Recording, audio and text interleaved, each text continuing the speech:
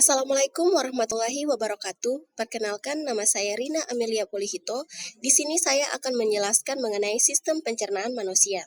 Yang dimana di sistem pencernaan manusia ini kita akan mengenal apa saja sistem pencernaan manusia dan fungsinya bagi tubuh. Oke, jadi sebelum kita masuk pada organ-organ pada sistem pencernaan pada manusia, kita harus tahu terlebih dahulu apa yang dimaksud dengan sistem pencernaan. Jadi, sistem pencernaan adalah kumpulan organ dan juga struktur yang bekerja sama untuk proses makanan, menyerap nutrisi, serta mengeluarkan zat sisa dari tubuh. Proses ini dimulai dari mulut, di mana makanan yang dikunyah dan bercampur dengan enzim dalam air liur, lalu dilanjutkan ke kerongkongan, lambung, usus halus, dan juga usus besar.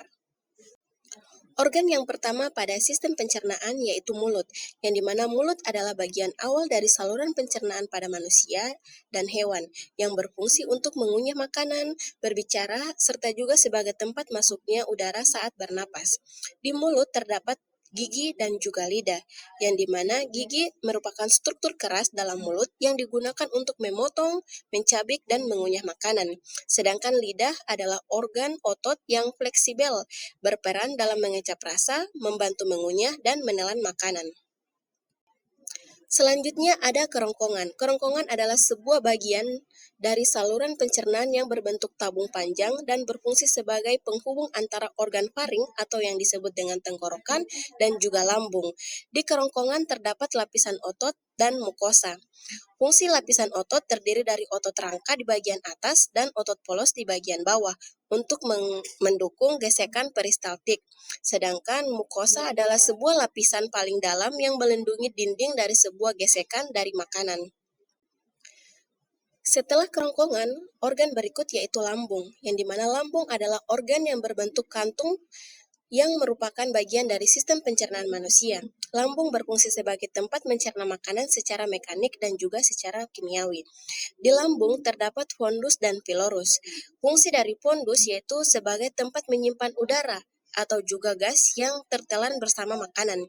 Sedangkan pilorus berfungsi untuk mengatur aliran chaim dari lambung ke usus halus melalui finger pilorus.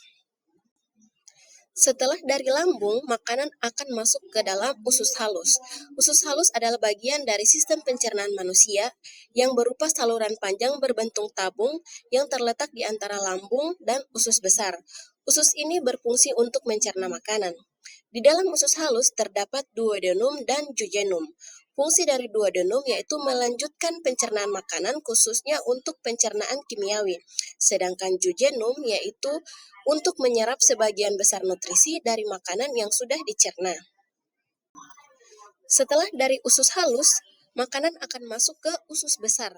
Usus besar adalah akhir dari saluran pencernaan manusia yang berfungsi untuk menyerap air dan juga elektrolit dari sisa makanan serta membentuk dan menyimpan feses sebelum dikeluarkan melalui anus. Di usus besar terdapat kolon dan juga rektum. Kolon berfungsi untuk menyerap air dan garam dari sisa makanan serta membantu pembentukan feses, sedangkan rektum berfungsi sebagai tempat menyimpan sementara feses sebelum dikeluarkan ke anus.